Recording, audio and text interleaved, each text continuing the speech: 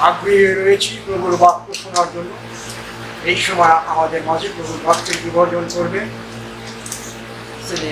আমি অনুরোধ করি তিনি সামনে আসবেন এবং আজকে জীবন্ত প্রভুর আর একটি ভাব আমরা সাক্ষ্য তার মুখের মধ্যে দিয়ে শুনতে পাবো। হালেলুয়া, জয় যিশু। ঈশ্বরকে ধন্যবাদ দিই তার সমস্ত দয়া, আশীর্বাদ এবং অনুগ্রহের জন্য। আসুন আমরা আরেকটা উঠে দাঁড়াই এবং আমি পবিত্র বাক্য থেকে একটি অংশ পাঠ করছি, তারপরে আমরা পাঠ করে যাবো। তারপরে বাকি অংশ আসুন সবাই উঠে দাঁড়িয়ে আছি।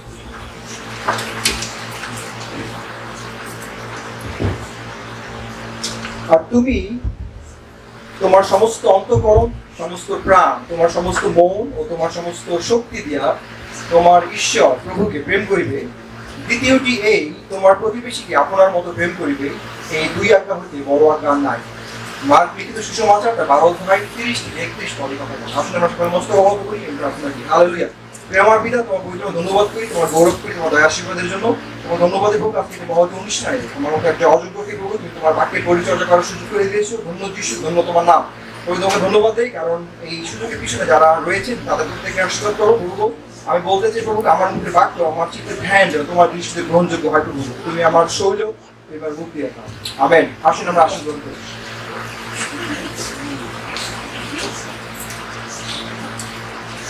অমর মজুমদার আঙ্কেল এখানে আছে?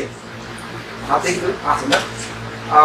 অনেকেরই আত্মীয় আছে অমর মজুমদার আঙ্কেলের। আপনি যদি ওনার সাথে যাদের সাথে পরিচিত হয় তারা অনেকেই ওনার আত্মীয় জানি।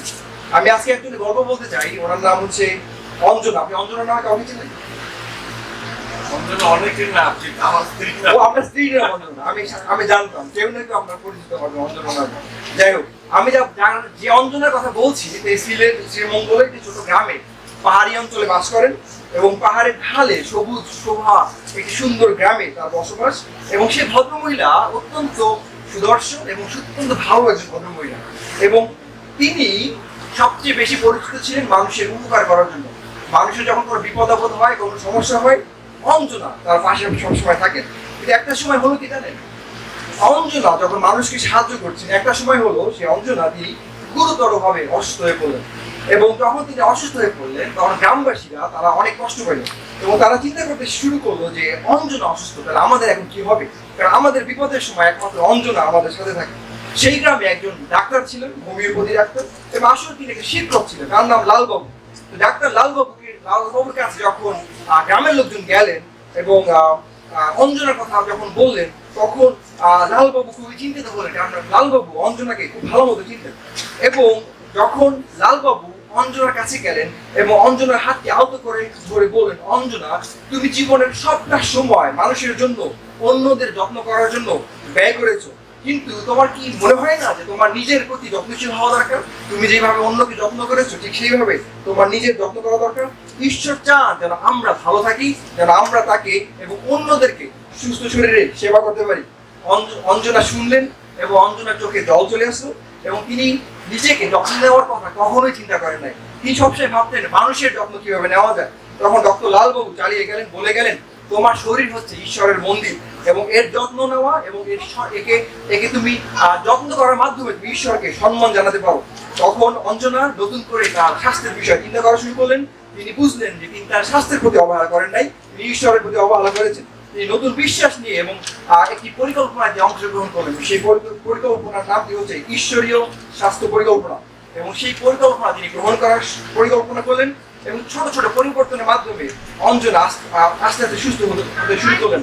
তিনি নিজেকে বিশ্রাম নেওয়ার সুযোগ করে দিয়েছিলেন, পুষ্টিকর খাবার তিনি খেতেন, তিনি প্রার্থনা ধ্যানে বেশি সময় কাটাতেন এবং ধীরে ধীরে তিনি তার শক্তি ফিরে পেলেন। এবং গ্রামের লোকেরা তার এই ট্রান্সফরমেশন থেকে আরেক অনুপ্রাণিত হলো এবং তাকে সব রকম ভাবে সমর্থন করতে শুরু করলো। অঞ্জনার স্বাস্থ্য উন্নতি হলে গ্রামের জন্য আরো বেশি আশীর্বাদ হয়ে উঠলেন এবং তিনি তার যাত্রা অন্যদের সাথে শেয়ার করলেন যে কিভাবে তিনি সুস্থ হয়েছেন এবং তাদের সাথে তিনি আত্মপরিচর্যার গুরুত্ব, কিভাবে বিশ্বাসের সাথে সংযুক্ত থাকা যায় তা তিনি শিখালেন। এবং বছর কেটে গেল, লালবাবু তিনি আর নাই, অঞ্জনা তিনি আছেন এবং অঞ্জনা সেই মুভমেন্ট চালিয়ে গেলেন। এবং অঞ্জনার উত্তরাধিকার ছিল ঈশ্বরীয় স্বাস্থ্য পরিকল্পনা, যে জীবন্ত সাক্ষ্য যা দেখায় যে ঈশ্বরের ভালোবাসা আমাদেরকে যত্ন নেওয়াকে অন্তর্ভুক্ত করে, কারণ এটি করার মাধ্যমে আমরা তাকে, ঈশ্বরকে, তিনি আমাদেরকে যে জীবন দিয়েছেন তাকে আমরা সম্মান জানাতে পারি। এই গল্পটি আমাদেরকে স্মরণ করিয়ে দেয় যে আমরা সবাই ঈশ্বরের দ্বারা মূল্যবান এবং নিজেদের যত্ন নেওয়া ঈশ্বরের পরিকল্পনার একটি গুরুত্বপূর্ণ অংশ। বলেন আমেন। আমি পড়ছিলাম যে মার্ক লিখিত সুসমাচার 12:30-31, তুমি তোমার প্রভু ঈশ্বরকে সমস্ত হৃদয় দিয়ে, সমস্ত আত্মা দিয়ে, সমস্ত মন দিয়ে, সমস্ত শক্তি দিয়ে ভালোবাসবে, এবং দ্বিতীয়টি হলো তোমার প্রতিবেশীকে নিজের মতো ভালোবাসবে। কার মতো ভালোবাসবে? তাহলে কাকে আগে ভালোবাসতে হবে? নিজেকে আগে ভালোবাসতে হবে। 5টি পয়েন্ট নিয়ে আজকে আপনাদের সামনে আমি কথা বলতে চাই। কিন্তু আজকে আমি যে সারমন টাইটেল ঠিক করেছি এটি হচ্ছে ডিভাইন হেলথ প্ল্যান। এটি একটি ঐশ্বরিক স্বাস্থ্য পরিকল্পনা। প্রথম যে পয়েন্ট নিয়ে কথা বলতে চাই এটি হচ্ছে অ্যাকনলেজিং আওয়ার ভ্যালু টু গড। ঈশ্বরের কাছে আমাদের মূল্য স্বীকার করা। পবিত্র বাক্য বলে আদি পুস্তক 1:27, পরে ঈশ্বর আপনার প্রতিমূর্তিতে মনুষ্যকে সৃষ্টি করিলেন, ঈশ্বরের প্রতিমূর্তিতেই তাহাকে সৃষ্টি করিলেন, পুরুষ ও স্ত্রী করিয়া তাহাদিগকে সৃষ্টি করিলেন। আমাদের স্বীকার করতে হবে যে আমরা ঈশ্বরের প্রতিমূর্তিতে সৃষ্টি হয়েছি। খ্রিস্টের সাথে আপনার এবং আমাদের প্রত্যেকের ব্যক্তিগত সম্পর্ক স্থাপন করতে হবে, এবং এর মধ্যে আপনি নিশ্চিত হবেন যে আপনি প্রভুতে মনোনীত, প্রভু যিশুর ভালোবাসায় আপনি সিক্ত, এবং আপনি নিশ্চিত হবেন যে জগতের বিচারে নয় কিন্তু সৃষ্টিকর্তার বিচারে আপনি ক্ষমাপ্রাপ্ত।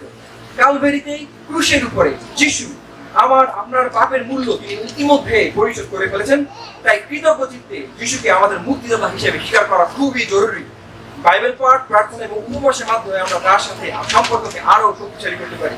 দ্বিতীয় যে পয়েন্টটি বলতে চাই, কেয়ারিং ফর গডস টেম্পল, ঈশ্বরের মন্দিরের যত্ন নেওয়া। বাক্য বলে 1 করিন্থীয় 6:19-20 পদ, অতএব তোমরা কি জানো যে তোমাদের দেহ পবিত্র আত্মার মন্দির, যিনি তোমাদের অন্তরে থাকেন, তা যাহাকে তোমরা ঈশ্বর হইতে প্রাপ্ত হয়েছ, আর তোমরা নিজের নও, কারণ মূল্য দ্বারা কৃত হয়েছ। অতএব তোমাদের দেহে ঈশ্বরের গৌরব করো। বাক্য বলছে আমরা নিজেদের নই, তাহলে আমরা কার? আমরা প্রভু যিশু, রাইট? পবিত্র বাক্য বলে যে আমাদের এই দেহ আমাদের পবিত্র আত্মার মন্দির। তাই এই মন্দিরে প্রভু তিনি নিজে আসবেন, এই মন্দিরে তিনি গমনাগমন করবেন। তাই এই মন্দিরকে ঠিকঠাক রাখার দায়িত্ব আমার এবং আপনারা, আমাদের প্রত্যেকের। আমাদের শারীরিক সুস্বাস্থ্য বজায় রাখাটা খুবই জরুরি, এবং আসুন আমরা নিয়মিত ব্যায়ামের মাধ্যমে, সুন্দর সুন্দর ভালো ভালো খাবারের মাধ্যমে এবং পর্যাপ্ত বিশ্রামকে অগ্রাধিকার দেই, কারণ এটি আপনার শরীরকে ঈশ্বরের মন্দির হিসেবে সম্মানিত করবে, মানসিক স্বাস্থ্য বৃদ্ধি করে এবং মানসিক চাপ কমায়। এরকম কার্যকলাপ সময় ধ্যানে এবং জ্ঞান বৃদ্ধিতে বিনিয়োগ করা আমাদের খুবই জরুরি। আমাদের চার্চের সাথে এবং মণ্ডলীর সাথে সুসম্পর্ক রাখা জরুরি, এবং রেগুলার আমাদের গির্জা প্রার্থনায় অংশগ্রহণ করা খুবই জরুরি। প্রতিদিন বাইবেল পাঠ এবং প্রার্থনায় সময় কাটানো খুবই জরুরি। এগুলো আপনার মানসিক স্বাস্থ্য সুন্দর করবে। ক্ষতিকারক যে অভ্যাস রয়েছে এগুলো এড়িয়ে চলা আমাদের পক্ষে খুবই জরুরি। আপনার শরীর ক্ষতি করে এমন পদার্থ অথবা এমন আচরণ অথবা এমন সম্পর্ক থেকে আমাদের দূরে থাকাটা খুবই জরুরি।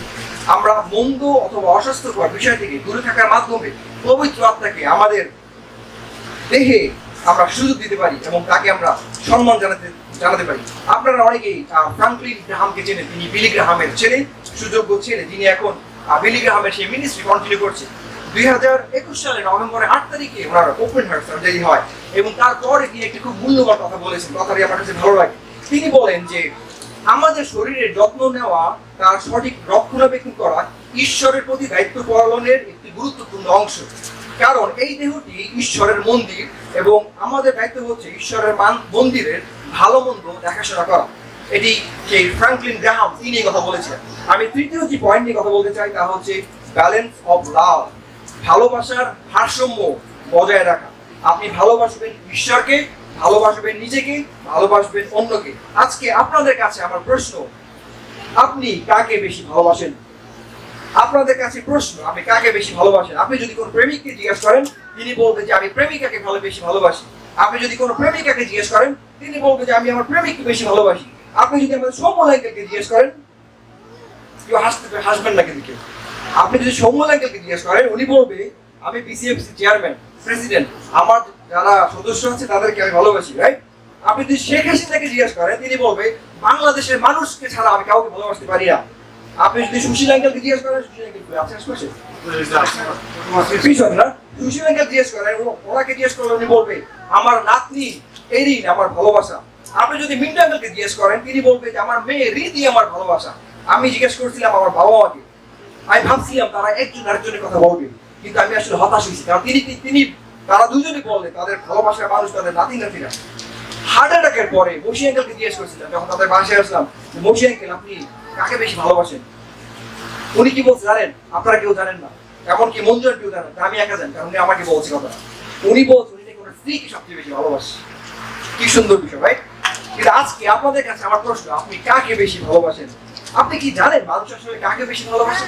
মানুষ আসলে তার নিজের থেকেও বেশি ভালোবাসে সোশ্যাল মিডিয়ায়, ফেসবুক টেবিলের ভিতরে, ইউটিউব দেখতে ভালোবাসে। তার মূল্যবান সময় ওখানে নষ্ট করে, কারণ আপনি যাকে ভালোবাসবেন, যে জিনিসটাকে ভালোবাসেন, তার পিছনে তো সময় দেবেন বেশি, রাইট? মানুষ সোশ্যাল মিডিয়াকে ভালোবাসে, মানুষ ভালোবাসে পরনিন্দা করতে, পরচর্চা করতে, এবং যা কিনা মানুষকে পাপের পথে নিয়ে যায়। মানুষ ভালোবাসে, ইয়াং ছেলেরা ভালোবাসে অনলাইনে গেম খেলতে, গেম খেলার মাধ্যমে সময় নষ্ট করতে। মানুষ ভালোবাসে বারে যেতে, মানুষ ভালোবাসে নাইট ক্লাবে যেতে, মানুষ ভালোবাসে ক্যাসিনোতে যেতে, গ্যাম্বলিং করতে, মানুষ ভালোবাসে জাঙ্ক ফুড খাইতে, মানুষ ভালোবাসে শপিং সেন্টারে গিয়ে অপ্রয়োজনে সময় নষ্ট করতে, মানুষ ভালোবাসে বিভিন্ন ডিভাইস নিয়ে সময় নষ্ট করতে, মোবাইল ফোন নিয়ে, টিভি নিয়ে ঘন্টার পর ঘন্টা সময় নষ্ট করতে। নিজের থেকে ওগুলাকে বেশি ভালোবাসে। কিন্তু বাক্য কি বলে? বাক্য বলে তুমি তোমার সমস্ত অন্তঃকরণ, তোমার সমস্ত প্রাণ, তোমার সমস্ত মন, তোমার সমস্ত শক্তি দিয়ে তোমার প্রভু ঈশ্বরকে প্রেম করিবে, তাহাকেই ভালোবাসবে। দ্বিতীয়টি হলো তোমার প্রতিবেশীকে আপনার মতো প্রেম করবে। কার মতো প্রেম করবে? বলছে কি যে মোবাইল ফোনের মতো প্রেম করবে? বলছে কি টেলিভিশনের মতো প্রেম করবে? বলছে কি ডিভাইসের মতো? বলে নাই, রাইট? বলছে নিজের মতো প্রেম করবে। মাদার তেরেসাকে আমরা সবাই চিনি। মাদার তেরেসা তিনি বিখ্যাত কারণ তিনি মানুষের সেবা করেছিলেন, এবং তিনি যখন মানুষের সেবা করতেন তার সাথে অনেক সিস্টাররা ছিল, যাকে ইংরেজিতে দান বলা হয় না। তিনি তাদেরকে একটি কথা বলেছিলেন, তোমরা মানুষকে সেবা করবে তার আগে তোমরা নিজেদেরকে ভালোবাসো। তোমরা নিজেদেরকে ভালোবাসো, তোমরা ঈশ্বরের সাথে, ঈশ্বরের সান্নিধ্যে ভালো কোয়ালিটি সময় কাটাও। তাহলে তোমরা যখন নিজেকে ভালোবাসতে পারবে তখন তুমি অন্য মানুষের সেবা করতে পারবে। চতুর্থ পয়েন্ট যদি বলতে চাই, রিফ্লেকশন অফ ডিভাইন লাভ, ঈশ্বরের ভালোবাসার প্রতিফলন যেন দেখতে পারি। আমরা যদি দেখি যোহন লিখিত সুসমাচার 13 অধ্যায় 34 পদে এই কথা বলে, এক নতুন আজ্ঞা আমি তোমাদিগকে দিতেছি, তোমরা পরস্পর প্রেম করো, যেমন আমি তোমাদিগকে প্রেম করিয়েছি, তোমরাও তেমনি পরস্পর প্রেম করো। 1950 সালে একজন ইভাঞ্জেলিস্ট, তার নাম জিম এলিয়ট, তিনি মিশনারি হিসেবে গিয়েছিলেন ইকুয়েডরের একটি অজপাড়া অঞ্চল। সেখানে একটি ট্রাইব গোষ্ঠী ছিল, এবং সেই ট্রাইব গোষ্ঠীর নাম হচ্ছে হুয়াও রানী গোষ্ঠী। এবং সেখানে তিনি তার 4 জন আরো মিশনারি সঙ্গীকে নিয়ে সেখানে গিয়েছিলেন প্রভুর বাক্য প্রচার করতে। এবং তিনি যখন সেখানে বাক্য প্রচার করছেন, একটা সময় মাত্র 5 বছর মিনিস্ট্রি করার পরে সেখানে যাদের মাধ্যমে তারা বাক্য প্রচার করছিলেন তারাই তাদের 5 জনকে মেরে ফেলল। এবং যখন তাকে মেরে ফেলা হয় তখন তার প্রত্যেকের পরিবারে গভীর শোকের ছায়া নেমে আসে। এবং তার ওয়াইফ এলিজাবেথ এলিয়ট তিনি সিদ্ধান্ত নিলেন যে তিনি সেই জামাইয়ের, তার হাজবেন্ডের যে যে অসমাপ্ত কাল সেটি তিনি কন্টিনিউ করবেন, এবং সেই লিগাসি তিনি কন্টিনিউ করেছেন। এবং তিনি 56 সালে যখন তার হাজবেন্ড মারা যায়, তিনি তারপরে তার সন্তানদেরকে নিয়ে সেই গ্রামে যায়, বুয়ারানি গ্রামে। এবং সেখানে যাওয়ার পরে সেই গোষ্ঠীদের সাথে তিনি আবারও জীবনযাপন শুরু করেন, এবং সেই মানুষদের কাছে তিনি যিশুর কথা, যিশুর প্রেমের কথা, যিশুর ভালোবাসার কথা শেয়ার করতে সাহায্য শুরু করেন। এবং একটা সময় সেই অঞ্চলের সবাই যিশুর কাছে আসলো, যিশুকে গ্রহণ করলো, এবং তারা গ্রহণের মাধ্যমে তারা অনন্ত জীবনে লাভ করলো।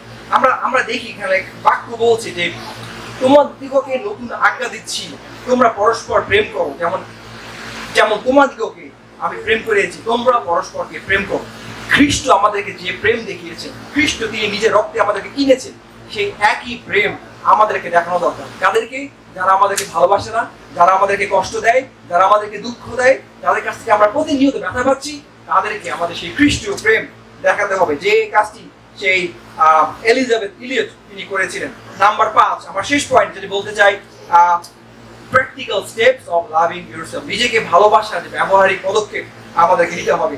আমরা ইতিমধ্যে পড়েছি যে আমাদের সমস্ত অন্তঃকরণ দিয়ে, সমস্ত মন দিয়ে, প্রাণ দিয়ে আমাদের প্রভুকে সেবা করতে হবে। বিশ্বাসী হিসাবে আমাদের প্রথম টার্গেট যে আমাদের উপরে যা অর্পিত হয়েছে, যেন তার দ্বারা আমরা ঈশ্বরকে আমরা গৌরব দিতে পারি, এবং আমরা যেন সুন্দরভাবে সুস্থ শরীরে অনেকদিন আমরা পৃথিবীতে বেঁচে থাকতে পারি। আমাদের প্রথম দায়িত্ব যেন আমরা মনে প্রাণে এবং সমস্ত অন্তঃকরণে যিশুকে আমরা ভালোবাসতে পারি। এবং দ্বিতীয়টি হচ্ছে যেন আমাদের প্রতিবেশীদের, আমাদের প্রিয়জনদেরকে, আমাদের বন্ধু বান্ধবকে ভালোবাসতে পারি। আর সেটা সম্ভব হবে যদি আমরা নিজেদেরকে ভালোবাসতে পারি, নিজেদেরকে সুস্থ রাখতে পারি। প্রভুর বাক্য আমাদেরকে একটি আইডিয়া দেয় যে আমরা কত বছর পৃথিবীতে বাঁচতে পারি না। আমরা যদি বাক্যে দেখি লেখা রয়েছে, আমি যদি গীতসংগীতা 90 অধ্যায় 10 পদ এই কথা বলে, আমাদের আয়ুর পরিমাণ 70 বছর, বলযুক্ত হইলে 80 বছর হতে পারে। প্রভুর বাক্য বলে বলযুক্ত হলে আমরা 80 বছর পর্যন্ত পৃথিবীতে অবস্থান করব। এবং আমাদের প্রত্যেকের লক্ষ্য থাকা উচিত যেন আমরা সুস্থ শরীরে এবং দীর্ঘায়ু লাভ করতে পারি। আপনারা কি জানেন যে পৃথিবীতে 5টি ব্লু জোন রয়েছে? এই ব্লু জোন গুলো হচ্ছে যেখানে মানুষ গড়ে প্রায় 100 বছর তারা বাঁচে। প্রথমটি হচ্ছে ইকারিয়া গ্রিসে, এবং সেখানে মানুষ গড়ে প্রায় 100 বছর বাঁচে। আরেকটি হচ্ছে ওয়াকিয়ানিয়া, জাপানের একটি শহর, সেখানেও মানুষ প্রায় 100 বছর বাঁচে। আরেকটি হচ্ছে ইটালিতে সার্ডিনিয়া, সেখানেও মানুষ 100 বছর বাঁচে। একটি হচ্ছে নিকোয়া কোস্টারিকাতে, এখানেও মানুষ গড়ে প্রায় 100 বছর বাঁচে। আরেকটি শহর রয়েছে পৃথিবীতে, আপনাকে বলতে পারেন কোনটি? লোমালিন্ডার মানুষ প্রায় গড়ে তারা 100 বছর বাঁচে। এখন আপনি বলতে পারেন লোমালিন্ডার মানুষ তারা তো শুকর খায় না, তারা তো ওইটা খায় না, এইটা খায় না, তারা খালি শাকসবজি খায়। মজার কাহিনী শুনবেন, গ্রিসের মানুষ এবং ইটালির মানুষ এবং কোস্টারিকার মানুষ, এই 4টি দেশের মানুষ যারা বেশি দিন বাঁচে না, সবাই শুকরের মাংস খায়। বিষয়টা একটা আজব, রাইট? এনিওয়ে, ওইটা আমার আলোচ্য বিষয় না। আমার আলোচ্য বিষয় হচ্ছে যে প্রভুর বাক্য আমাদেরকে দীর্ঘায়ুর প্রতিশ্রুতি দান করে। এবং বাক্য বলে, আপনারা যদি গীতসংগীতে 91 গীত তার 16 পদ দেখেন, আমি দীর্ঘ আয়ু দিয়ে তোমাকে তাহাকে তৃপ্ত করিব, আমার পরিত্রাণ তাহাকে দেখাইব। বলেন আমেন। আজকে কি এমন কেউ আছেন যিনি পরিশ্রান্ত, ক্লান্ত, উদ্বিগ্ন, জীবন নিয়ে মানসিক চাপে রয়েছেন, পরিবার প্রিয়জনদেরকে নিয়ে দুঃখ কষ্ট অসুস্থতায় রয়েছেন? আজকে আপনার জন্য সময়। যিশু বলছেন মত্তার 11:28 পদে, হে পরিশ্রান্ত ভারাক্রান্ত লোক সকল আমার নিকট আইসো, আমি তোমাদেরকে বিশ্রাম দেব। আমার পরিচর্যার আজকে আমি শেষ পর্যায়ে আমি চলে এসেছি, কিন্তু একটি কথা বলতে চাই, নিজেকে ভালোবাসা মানে স্বার্থপর হওয়া নয়। নিজেকে ভালোবাসা হচ্ছে যে ডিভাইন ইনস্ট্রাকশন আপনাকে আমাকে দেওয়া হয়েছে, যে ঐশ্বরিক নির্দেশ আপনি পেয়েছি, সেটি পালন করা। এবং এই ডিভাইন ইনস্ট্রাকশন যদি আমরা পালন করতে পারি, তাহলে আমরা অন্যদেরকেও ভালোবাসতে পারবো। এই সময় আমি অনুরোধ করবো মসিয়াকে আপনি সামনে আসবেন, আপনার জন্য আমরা প্রার্থনা করতে চাই, এবং আপনারা সকলে দিকে হাত বাড়িয়ে দেন। এবং আপনারা যারা মনে করেন আপনাদের জন্য প্রার্থনা করার প্রয়োজন রয়েছে, আপনারাও আসতে পারেন। আমরা অ্যানোয়েন্টিং অয়েল দিয়ে আপনাদের জন্য প্রার্থনা করতে চাই। যদি আপনাদের মধ্যে এমন কেউ থাকে, আপনারা আসতে পারেন, অথবা আপনারা উঠে দাঁড়ান। আপনারা সকলে মসিয়া আঙ্কেলের দিকে আপনারা হাত বাড়াই দেন এবং আমরা প্রার্থনা করি। Hallelujah, hallelujah. আসুন আমরা সকলে হাত বাড়াই দিই মসিয়া আঙ্কেলের দিকে। আঙ্কেল আপনি এই পাশে আসেন। আমরা তুষার দিকে আঙ্কেলের জন্য প্রার্থনা করবো।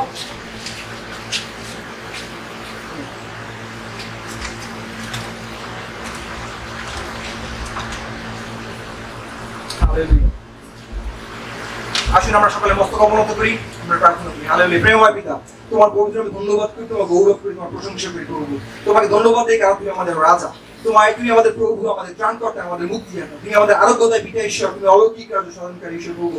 প্রভু তুমি আদিতে ছিলে, তুমি অদ্য আছো, তুমি চিরকাল থাকবে। তোমার মধ্য দিয়ে স্বর্গরাজ্যে পথ খুঁজে পাওয়া যায়। ধন্যবাদ প্রভু, ধন্যবাদ তোমাকে, তোমার কাছে প্রভু এই সময় তোমার কাছে আমাদের যে মূল্য রয়েছে, সেই মূল্য আজকে আমরা স্বীকার করি। হালেলুয়া। প্রভু তুমি আজকে আমাদেরকে এই মন্দিরকে আশীর্বাদ করো, আমাদের দেহস্বরূপ মন্দির যেন আমরা যত্ন নিতে পারি। প্রভু তুমি আমাদেরকে দয়া করো, তুমি আশীর্বাদ করো প্রভু। আমরা যেন আমাদের ভালোবাসার সেই ভারসাম্য যেন বজায় রাখতে পারি, তুমি দয়া করো প্রভু, আশীর্বাদ করো প্রভু। যেন আমরা আমাদের জীবন দ্বারা অন্যদেরকে তোমার যে ঐশ্বরিক ভালোবাসার প্রতিফলন তা দেখাইতে পারি, আমাদেরকে দয়া করে প্রভু। প্রভু আমরা যেন নিজেদেরকে ভালোবাসতে পারি, তুমি আমাদেরকে সেই শিক্ষা দাও প্রভু, এবং সেইভাবে পরিচালনা দাও। এই সময় প্রভু মসিয়াকে তোমার কাছে রাখি প্রভু। ইতিমধ্যে তুমি মিরাকেল কার্য সাধন করেছো, তোমার নাম প্রভু। ধন্যবাদ এই কারণ যেই দিন তিনি সেই হার্ট অ্যাটাকে আক্রান্ত হয়েছিলেন, সে ভোর 5টার সময় মাত্র 35 ঘন্টার মধ্যে থেকে বাসায় ফিরে নিয়ে এসেছো। 100% ব্লক থাকার পরও তাকে তুমি 35 ঘন্টার মধ্যে বাসায় ফিরে নিয়ে এসেছো। ধন্যবাদ যিশু, ধন্যবাদ। এই মিরাকেল ছাড়া আর কিছুই নয়। যখন সেই নার্সের সাথে কথা বলছিলাম, তিনি বলছিলেন প্রভু গো, খুব অসম্ভব বিষয় হতে যাচ্ছে, খুব খারাপ সিচুয়েশনের মধ্যে তিনি যাচ্ছেন, কিন্তু 35 ঘন্টার মধ্যে তুমি সবকিছু ওলটপালট করে দিয়েছো। হালেলুয়া। তোমার প্রশংসা করি, তোমার ধন্যবাদ করি, তোমার গৌরব করি প্রভু। তুমি এই দাসকে স্পর্শ করো, যে দুর্বলতা রয়েছে পিতা পুত্র পবিত্রতার নামে তুমি তার মাথা থেকে পা পর্যন্ত স্পর্শ করো, তাকে সুস্থ করো। তুমি তার গৌরবের জন্য দাসকে তুমি ব্যবহার করো প্রভু। এটাকে দীর্ঘজীবী করো, দীর্ঘায়ু দিয়ে প্রভু তাকে গৌরবান্বিত করো। হালেলুয়া। এবং এই দাস তোমার গৌরবের জন্য ব্যবহৃত হতে পারে জীবনের শেষ দিন পর্যন্ত। যতদিন থাকবেন যেন তোমার গৌরবে ব্যবহৃত হতে পারে। তুমি তার পরিবারকে আশীর্বাদ করো, স্ত্রীকে আশীর্বাদ করো, তার সন্তানদেরকে আশীর্বাদ করো। যেন প্রথম স্থান তুমি থাকো প্রভু গো, দ্বিতীয় স্থান যেন সে নিজেকে ভালোবাসতে পারে, তৃতীয় স্থান যেন প্রতিবেশীকে, প্রিয়জনদেরকে ভালোবাসতে পারে। প্রভু একইভাবে প্রার্থনা করি প্রভু গো, সেই দেরি হয়ে গেলে যখন তাকে স্পর্শ করো, পিতা পুত্র পবিত্রতার নামে প্রভু তুমি তাকে বাঁচিয়ে রেখেছো এখন পর্যন্ত। ধন্য যিশু, ধন্য তোমার নাম। তোমার ধন্যবাদ যে তার জীবন দ্বারা তুমি গৌরবান্বিত হও। তুমি তার দুর্বলতার কথা তুমি জানো, তাই পাই ব্যথার কথা তুমি জানো। পিতা পুত্র পবিত্রতার নামে সমস্ত দুর্বলতা দূর করে দাও। হালেলুয়া। তোমার গৌরবের জন্য ব্যবহার করো। তোমার ধন্যবাদ প্রভু ভালো না খেলে জীবনে তুমি ইতিমধ্যে অলৌকিক কাজ সাধন করেছো। তুমি তাকে নতুন জীবন দিয়েছো। ধন্য যিশু, ধন্য তোমার নাম। এই দাসের জীবন দ্বারা তুমি গৌরবান্বিত হও। প্রভুকে প্রার্থনা করতে পিকুলান্টির জন্য তুমি তাকেও তুমি আশীর্বাদ করো, স্পর্শ করো, তোমার গৌরবের জন্য ব্যবহার করো। হালেলুয়া প্রভু। আমরা ধন্যবাদের সাথে তোমার স্তুতি গাইবের প্রভু। আমরা তোমাকে ধন্যবাদ দিতে অগণিত তোমার ভালোবাসার জন্য কোটি কোটি স্তুতি ধন্যবাদ তোমাকে জানাই প্রভু। আমাদের যা যোগ্যতা ছিল তার থেকে তুমি অনেক বেশি হয় আমাদেরকে করেছো প্রভু। আমরা যা চেয়েছি তোমার কাছে তার বেশি তুমি আমাদেরকে দিয়েছো। আমরা তোমার কৃতজ্ঞতা জানাই প্রভু। তুমি সত্য, তুমি জীবন্ত প্রভু। তোমার উপরে আমরা ভরসা রাখি প্রভু গো। আমরা তোমার সেবা করে যেতে চাই প্রভু গো। এমন বরদান দাও যেন তার পুরস্কার আমরা পাই। হালেলুয়া। তুমি আমাদের সহবর্তী হও, তোমার গৌরবের জন্য আমাদের ব্যবহার করো। সঙ্গে থাকো, সঙ্গে চলো। এই প্রার্থনা করি আমাদের ত্রাণকর্তা, মুক্তিদাতা প্রভু যীশু খ্রিস্টের নামে। আমেন। আসুন আমরা সকলে আসন গ্রহণ করি।